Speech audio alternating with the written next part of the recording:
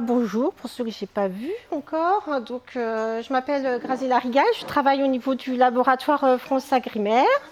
Du coup, je travaille plus spécialement sur les questions de qualité sanitaire. Donc, pour un petit peu poser les choses sur la partie analyse, on va déjà commencer par un petit point bibliographique. Alors pourquoi au niveau des céréales on a des soucis de sclérote et donc d'alcaloïdes d'ergot?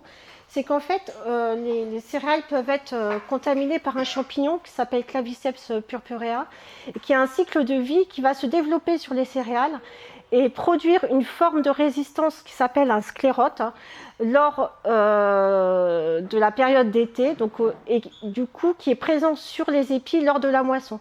Donc dans la moissonneuse batteuse, on va pouvoir avoir du grain, mais également la forme de sclérote du champignon, parce qu'elle n'aura pas eu le temps de tomber sur le sol, ce qui en fait lui permet d'avoir une période de dormance pendant l'hiver. Donc on a des sclérotes lors de la récolte, qui sont réparties de façon hétérogène, parce que la contamination dans un champ, de toute façon, n'est jamais homogène. Et en plus, avec des tailles très variables. Donc là, vous avez un panel de sclérotes avec des grains là, de blé en parallèle. Vous voyez que vous avez des sclérotes qui ont des tailles vraiment proches du blé, et d'autres beaucoup plus gros, et d'autres beaucoup plus fins, voire des fragments. Et en fait, ça va poser notamment problème au niveau du triage, notamment sur ces grains-là, et puis évidemment aussi des autres. Donc, il n'y a pas que les céréales qui sont des plantes hôtes pour ce champignon. Là, par exemple, vous avez des sclérotes de graminées, de mauvaises herbes, on va dire. Voilà. Donc, on va continuer un petit peu à balayer. Donc, dans les ergots, on a plus de 40 alcaloïdes, on peut aller même jusqu'à 80 selon ce qu'on compte, dont 12 sont à l'heure actuelle réglementés. Vous l'avez entendu en début d'après-midi, sous la forme d'une somme. Et on a des concentrations très variables en fonction des sclérotes. Donc là, je vous ai mis une étude d'Arvalis, où en fait, on a des masses d'ergot et des quantités d'alcaloïdes. Donc vous voyez, grosso modo, on va dire que quand il y a de l'ergot, il y a des alcaloïdes, forcément, mais que la relation, au niveau analytique, chez nous, on dit qu'elle est non linéaire. Ceci dit, en moyenne, on peut estimer que dans 1 gramme de sclérote d'ergot, on a environ 3000 microgrammes d'alcaloïdes d'ergot.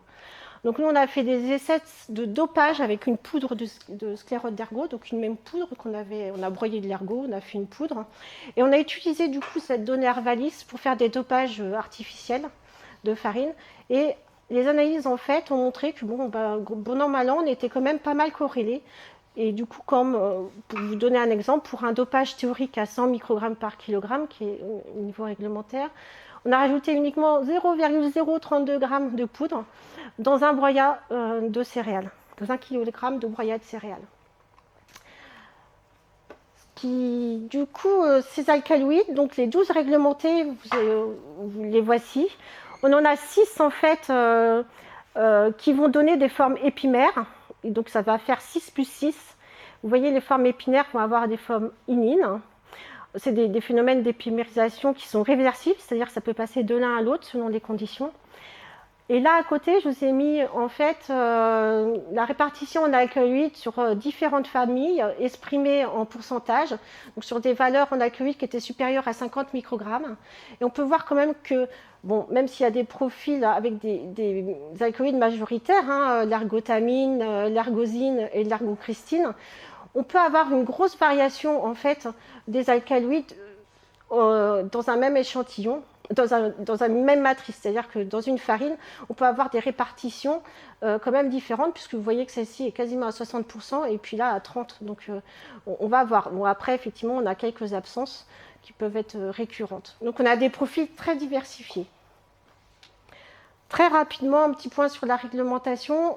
Madame Bergeron a quand même balayé. Ce qu'il faut retenir, c'est qu'au niveau de la réglementation sur les sclérotes d'ergot, c'est quelque chose qui existait depuis un petit moment. Donc déjà, on a en alimentation humaine et en alimentation animale. À l'heure actuelle, on a eu un abaissement uniquement sur l'alimentation humaine à 0,2 microgrammes par kilogramme, par exemple pour les céréales brutes. Ça, c'est pour les sclérotes d'ergot. Et parallèlement, depuis le 1er janvier 2022, on a des teneurs maximales réglementaires pour les alcaloïdes de l'ergot. Donc en alimentation humaine, donc là c'est le tableau qu'elle vous a présenté, et en alimentation animale, il n'y a pas de réglementation actuellement en vigueur. Par contre, il y a des discussions pour l'établissement de valeurs recommandées qui sont en cours. Voilà un petit peu pour rebalayer un petit peu les choses de façon générale. Donc là, on va rentrer un petit peu dans le vif du sujet sur les méthodes de quantification de sclérose d'ergot. Donc une méthode notamment normative, qui est la NFEN 15587, qui est une méthode de détermination du taux d'impureté dans les céréales en général, enfin, qui sont listées ici, avec, vous voyez apparaître donc une sous-catégorie ergot, qui fait partie d'une catégorie impureté diverse et qui donc rentre en compte dans les impuretés totales. Donc par exemple, quand vous allez demander à un laboratoire une analyse d'impureté, eh bien là, vous allez avoir une ligne avec l'ergot. Concrètement, comment ça marche, enfin comment elle se découle cette norme. On part sur une prise d'essai de 250 grammes, on tamise, donc 30 secondes avec deux tamis, un tamis de 1 mm, un autre de 3,5. Après, on va ouvrir les tamis, regardez ce qui est retenu par le tamis qui est au-dessus. Là, il y a un petit ergot, donc on le réserve, on le met dans une coupelle, et on regarde en dessous également s'il y a des fragments d'ergot qui sont passés. Et ensuite, eh bien, on fait tout le reste, donc le reste qui est tamisé, à la pince, et on va retirer manuellement l'ergot. Et après, du coup, on va peser. Et dans la norme, ce qui est en contradiction à l'heure actuelle avec les valeurs réglementaires, si on trouve plus de 0,5 g par kilogramme d'ergot, on effectue la recherche sur l'échantillon entier, donc là, en fonction de la masse que vous allez avoir reçue au niveau du laboratoire, ou sur au moins 1 kg. Ça, c'est l'aspect norme. Vous avez entendu, il y a un projet de modification du règlement 401-2006. Le 401-2006, pour le moment, ne comportait pas de méthode de recherche de sclérose d'ergot et ça va être rajouté dans ce règlement pour les contrôles réglementaires, mais également, elle vous l'a souligné, pour les autocontrôles. Donc, en fait, il y a deux méthodes réellement qui vont être rajoutées. Une méthode de recherche visuelle et optique avec une quantification, ce qui ressemble un petit peu à la norme, avec des différences, puisqu'elle vous a parlé d'un échantillon de 2 kg avec des sous-échantillons de 500 grammes. Et il y aura une méthode chimique d'identification d'ergot frais qui permet juste de qualifier. C'est-à-dire que quand on a un doute, parce que des fois, ce n'est pas facile, ça peut ressembler à un petit bois, voilà, on n'est pas sûr, on va avoir en fait une méthode qui permet de savoir si c'est réellement l'ergot. Ceci dit, ça marchera uniquement sur de l'ergot récent, pas qui est vieillissant, puisqu'il va perdre sa couleur un petit peu violette. Et du coup, là, on fait migrer justement cette couleur dans cette méthode chimique. Juste pour poser un petit peu les choses, entre la norme actuelle et le projet de réglementation, eh bien, l'usage, la norme est plus sur un usage commercial, le règlement plus sur la partie contrôle. La masse d'échantillons de départ sera différente. La masse des sous-échantillons de recherche également. La norme, c'est 250 grammes. Le projet réglementaire est en sous-échantillons plusieurs, mais de 500 grammes.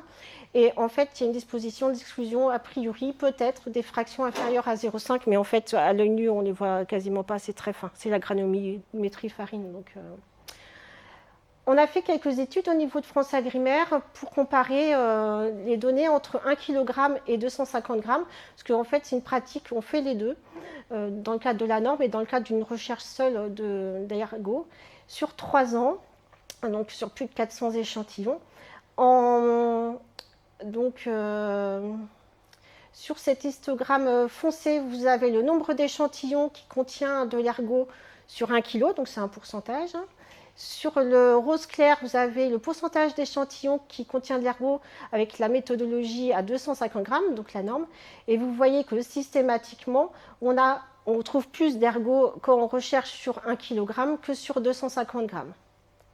Donc ça, c'est juste pour vous introduire une notion d'échantillonnage qui va être très importante sur ce paramètre-là, qui est complètement hétérogène. Ensuite, on a fait aussi une comparaison entre la recherche sur 1 kg et sur 500 grammes, disposition qui va se rapprocher certainement du projet réglementaire. Donc, c'est un stagiaire qui a fait cette étude-là. Donc, on est parti d'un échantillon d'1 kg. On a travaillé sur un premier sous-échantillon de 500 grammes. On a recherché l'ergot.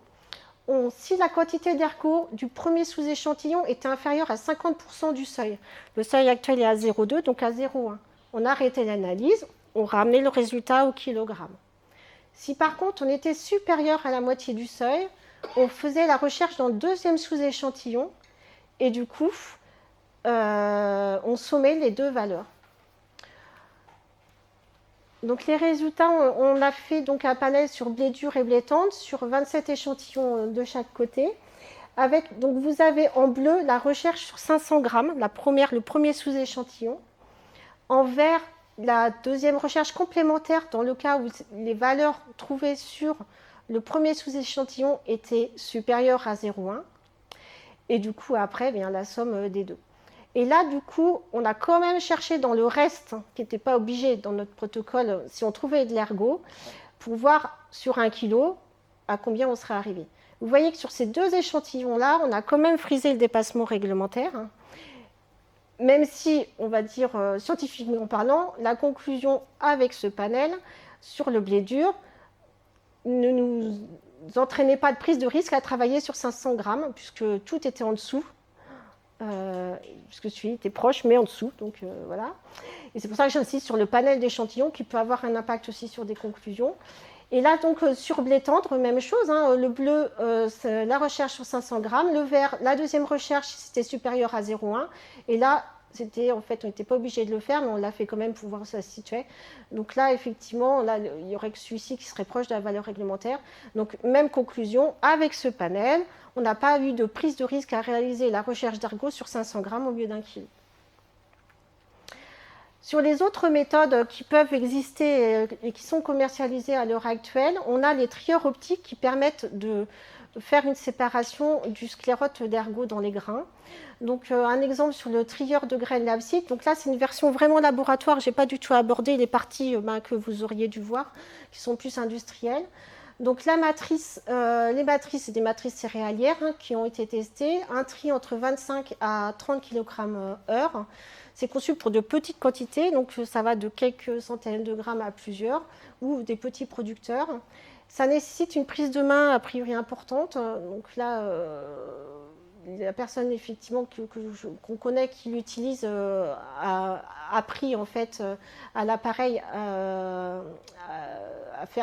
fait des réglages effectivement pour optimiser les résultats. Donc le principe, c'est on met notre grain dans une trémie. Il va tomber sur un plateau vibrateur, il va avancer et en fait il va faire une chute et chaque grain va passer un par un dans un système de caméra et on va avoir appris à l'appareil à expulser en fait par un souffle d'air ce qui n'est pas un grain, donc de l'ergot. Donc d'un côté vous allez avoir vos grains sains qui vont tomber et de l'autre côté de l'ergot. Donc moi effectivement l'utilisateur nous a dit qu'il y avait autre chose de l'ergot que l'ergot parce que il pouvait y avoir d'autres matières, donc ça nécessitait un tri quand même après. On n'a pas de l'ergot brut, on va dire. Et du coup, l'appareil en soi ne fait pas le calcul de la quantité d'ergot présentée dans l'échantillon, mais quand vous connaissez ce que vous avez mis au départ et la quantité d'ergot que vous pouvez peser à la fin, vous pouvez très bien faire les calculs qui permettent de savoir la concentration d'ergot dans votre échantillon.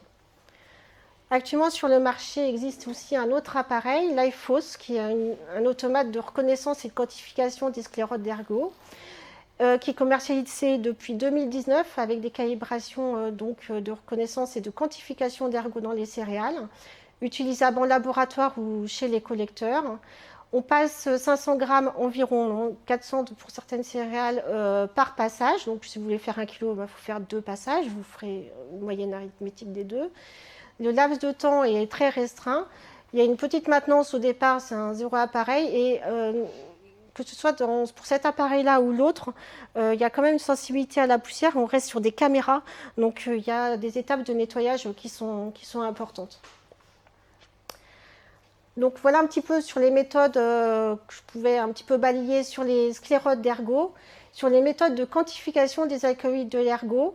Donc on a 2 types de méthodes, les méthodes chromatographiques et les autres méthodes. Donc les méthodes chromatographiques sont basées quasiment uniquement, mais il y a quelques méthodes en HPLC non couplées masse. Donc là, on a une photo d'une LCM-SMS. Donc vous trouverez quasiment tous les laboratoires qui donneront des analyses en LCM-SMS. On part sur le produit broyé le cas échéant. Évidemment, si c'est de la farine, on n'a pas besoin. On extrait donc avec des solvants, avec des étapes de centrifugation, purification, selon les matrices qui sont différentes. Une étape de concentration si besoin et un passage sur LCMS. Donc LCMS, c'est un liquide qui va emmener le produit et du coup, sur un temps donné, il va séparer des composés. Donc on va les voir là. Donc ça, vous avez les 12 alcaloïdes là qui sont séparés. Et comme on sait en fait, par exemple, sur cet alcaloïde-là, que cette surface-là correspond à un échantillon, quand on va passer un échantillon, s'il a une surface là, eh bien on va calculer le prorata de surface en conséquence. Donc on va avoir une quantification des 12 alcaloïdes de manière individuelle. Les méthodes chromatographiques vont sommer a posteriori les alcaloïdes, mais vont bien quantifier les 12 alcaloïdes de façon individuelle. Au niveau des méthodes actuellement disponibles pour, si un laboratoire voudrait commencer à réaliser des analyses, il y a 2 normes qui sont sorties. Une norme, donc, vous voyez, qui est récente, puisque la normalisation s'est mise au diapason, on va dire, de la réglementation. Et du coup, il n'y avait pas de norme sur les alcaloïdes d'ergot. Cette norme-là est plus destinée aux produits alimentaires, destination humaine. Et il y a le pendant sur les aliments des animaux, même si par exemple les céréales sont également citées. Et celle-ci est de 2019. À côté, je vous ai mis pour mémoire les méthodes européennes du laboratoire européen de référence qui permettent d'avoir aussi des approches quand on développe et qui souvent servent aussi de base de réflexion, voire qui finissent par être normalisés. Donc, c'est un laboratoire européen qui est relativement dynamique et qui publie, et c'est en ligne, donc vous pouvez du coup télécharger les méthodes directement, elles ne sont pas payantes. Les méthodes normalisées, bon, elles sont payantes par contre. Quand vous allez demander en fait une analyse par exemple d'alcaloïdes sur une céréale, les laboratoires vont rarement vous répondre en méthode normalisée. C'est assez rare. Ils essayent, d'autant plus, beaucoup, sur des méthodes physiques, une teneur en eau par exemple, ça va être une méthode normalisée. Sur les méthodes dans les contaminants, généralement, ce qu'on appelle, c'est des méthodes internes. Donc, je voulais juste l'aborder. Alors, c'est quoi une méthode interne? Elle s'inspire soit des méthodes normalisées, ou des méthodes trouvées en bibliographie, donc elles sont développées par le laboratoire. Alors pourquoi des fois on ne peut pas utiliser des normes? C'est parce qu'en fait, dans les normes, il y a ce qu'on appelle un domaine d'application. Et quand on est en dehors du domaine d'application, on n'a pas le droit de dire qu'on utilise la norme, puisqu'en fait, elle n'a pas été testée en dehors du domaine d'application. Et c'est pour ça qu'en fait, quand vous regardez un bulletin d'essai, souvent les laboratoires vont vous répondre en méthode interne. Ça leur demande un développement. Donc, par exemple, s'ils peuvent partir de ça et développer, par exemple, parce qu'ils sont intéressés sur une autre céréale qui n'est pas listée, et du coup valider. Et un autre terme que je voulais aborder, c'est qu'ils peuvent être accrédités COFRAX, c'est une démarche volontaire du laboratoire. Actuellement, sur les alcaloïdes de l'ergot, il n'y a que 3 laboratoires qui sont accrédités COFRAX, ce qui est très peu. Ça va évoluer avec la réglementation, mais pour le moment, c'est vraiment très peu. Donc après, il y a d'autres méthodes qui sont basées sur l'immunoaffinité, et notamment des méthodes de type bandelette, dont certains fournisseurs sont en cours de développement, mais qui ne sont pas disponibles encore à l'heure actuelle sur le marché. Et il existe à l'heure actuelle 2 fournisseurs actuellement qui fournissent des kits pour la quantification de la somme des alcaloïdes de l'ergot, puisqu'on ne va pas quantifier chaque alcaloïde sur ces méthodes, mais une somme, et qui sont Randox et LCTech. Vous les avez au fond de la salle là, de présenter. Donc, je ne vais pas vous détailler le protocole, c'est en fait une extraction acidifiée avec des temps d'incubation qui sont différents et des limites de quantification, c'est-à-dire le kit est capable de descendre selon les matrices à des niveaux différents. Juste un petit aparté sur le principe des kits ELISA. Donc on a en fait des formats 48 et 96 puits, c'est-à-dire que c'est le nombre d'échantillons, pas vraiment, mais enfin bon, c'est un nombre de puits dans lequel on peut déposer des choses. Les formats actuellement sur les kits alcaloïdes de l'Ergo sont de type 96, hein. Donc on a en fait toute la plaque avec des petits puits. Dans chaque puits, en fait, on est livré avec un petit anticorps, l'anticorps anti-alcaloïde de l'Ergo qui est greffé. Donc on va rajouter des étalons, alors ça peut être 5, 6, voire 7 étalons selon certains fabricants, pour faire une gamme de concentration. Et après, on va rajouter nos échantillons. Vous voyez, c'est les petits points là, hop, les petits points rouges. Et après, on va rajouter un alcaloïde sur lequel a été greffé une enzyme. Ça s'appelle le conjugué. En fait, ça va venir en compétition pour se poser, pour s'agripper aux anticorps. L'anticorps va reconnaître les alcaloïdes. Si par exemple vous avez un échantillon où il n'y a pas d'alcaloïde, eh bien c'est ce que j'ai rajouté, que je connais en plus à concentration connue, qui va s'accrocher. Dans le cas contraire, si j'ai beaucoup d'alcaloïdes dans mon échantillon, mon conjugué avec l'enzyme ne va pas beaucoup s'accrocher. Il ne va pas avoir de place hein, parce qu'il y aura trop de concurrence. Donc là, on est sur ce qu'on appelle des tests, des kits ELISA par compétition. On va rajouter, on va faire un lavage, c'est-à-dire qu'on va enlever toutes ces formes qui ne sont pas attachées pour pas que ça gêne. On va tout laver. Ça, c'est une étape un petit peu cruciale au niveau du kit. Et après, on va rajouter un substrat et ça va faire changer la couleur. Donc là, ce n'est pas forcément la couleur des kits d'alcaloïdes de l'Ergo. Je suis désolée, je n'en avais pas sous la main. Mais là, on voit par exemple qu'on a une gamme là, d'étalons, donc du plus foncé au plus clair. Donc le plus clair étant le plus concentré. Et du coup, eh bien, si j'ai mon conjugué avec mon enzyme qui a fait changer la couleur, eh bien, je vais être plus foncé. Par contre, si c'est mon échantillon et qu'il y a moins de conjugué, eh bien, il n'y aura pas eu de couleur de développée.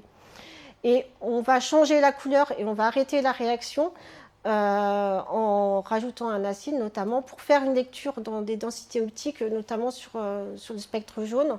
La plupart des kits sont à 450 nanomètres, mais il y a un fournisseur qui est à 650. Et du coup, on va avoir ce qu'on appelle une densité optique à dégrader. Donc, on va le faire en courbe et on va comparer nos échantillons en fonction de la densité optique qu'ils ont. Et comme on connaît la concentration qui a servi à la gamme, on va pouvoir en déduire la concentration. Par contre, on reste bien là sur des alcaloïdes totaux. Donc si on avait à comparer un petit peu entre les méthodes chromatographiques et les méthodes ELISA, sur les méthodes chromatographiques, on a un résultat pour chaque alcaloïde, contrairement aux méthodes ELISA où on va avoir une somme. La réglementation étant sur la somme, ça ne pose pas de problème. Les limites de quantification sont très différentes. On est de l'ordre du microgramme par kilogramme. Je ne sais pas si vous avez eu le temps de voir le diaporama de Corinne. C'était un peu petit peut-être. Donc du coup, il me semble que les projets sont à 2 microgrammes et 4 microgrammes selon les matrices pour chaque alcaloïde. Et sur les méthodes ELISA, on démarre à partir de 50 sur des totaux. Les méthodes chromatographiques sont dites quantitatives, les méthodes ELISA plus semi-quantitatives, voire qualitatives. Les résultats en méthode chromatographique sont plus longs. Les méthodes ELISA donnent un résultat dans la demi-journée. On a des temps d'incubation qui sont quand même longs. C'est quand même pas les kits et l'alcaloïde de l'Ergo sont quand même pas des kits comme la donne où on va avoir un résultat en 1 heure, voire 2 heures. Ils sont un petit peu plus longs. On en a généralement c'est dans la demi-journée. Les méthodes chromatographiques, c'est une méthode de confirmation. Méthode ELISA, on va estimer un risque que l'on prend et au-delà de ce risque, au-delà d'un certain seuil, on va faire une confirmation donc en chromatographie. Mais ça permet, on va dire, de screener, c'est-à-dire d'éliminer tout ce qu'il n'y aurait pas. Le matériel chromatographique, c'est d'une utilisation en laboratoire, alors que les ELISA, on peut le faire en mini-laboratoire. Les investissements sont complètement différents. La technicité est aussi beaucoup différente. Là, la difficulté majeure, c'est l'utilisation d'une micropipette, on va dire, surtout, et puis du respect du protocole. Et après, les coûts, évidemment, sont en conséquence différents. Donc voilà, j'en ai fini. Juste une petite conclusion pour reposer les choses. Donc on avait cet après-midi, donc du coup, la partie sclérote d'ergo au niveau analytique. Donc on a des méthodes visuelles, des méthodes optiques. Méthode visuelle avec la norme, donc que je vous inviterai si vous souhaitiez à pratiquer juste pour la recherche d'ergo, hein, pas sur les autres critères. Et puis une méthode réglementaire qui en consultation, ce qu'on appelle publique imminente, consultation publique, c'est-à-dire que les fédérations, tout ça, vont avoir vendu le projet et pourront remonter des informations pour faire bouger, si possible, les choses, mais généralement, il faut argumenter quand même. Des méthodes optiques avec donc la présence d'appareils automatisés sur le marché. Pour la partie quantification des alcaloïdes, des méthodes chromatographiques avec 2 méthodes normatives qui ont été publiées par la FNOR. D'autres méthodes donc, voilà, qui peuvent être disponibles en biblio, donc du coup des méthodes internes, voilà, je les ai mis dans d'autres méthodes. Et donc du coup le développement de méthodes immunologiques pour répondre à un besoin plus terrain, et à l'heure actuelle uniquement des méthodes ELISA. Voilà, j'en ai fini. Juste pour vous dire que ce matin, effectivement, on a parlé des livrables de ce groupe de travail numéro 3 qui est sur méthode rapide. Donc l'adresse, c'est celle-ci qu'il faudra utiliser. Donc le PowerPoint sera diffusé aux personnes qui sont inscrites, là, que j'ai. Et du coup, les livrables sont ici. Ils ont été mis effectivement que hier. Juste, je voulais ressouligner qu'ils seront remis à jour, on s'est donné jusqu'à fin avril, pour prendre en considération des évolutions, notamment liées aux gammes des fournisseurs, pour lesquels on a soumis en fait les livrables, mais on n'avait pas forcément le temps de tout prendre en compte, donc il y aura une deuxième version normalement pour fin avril.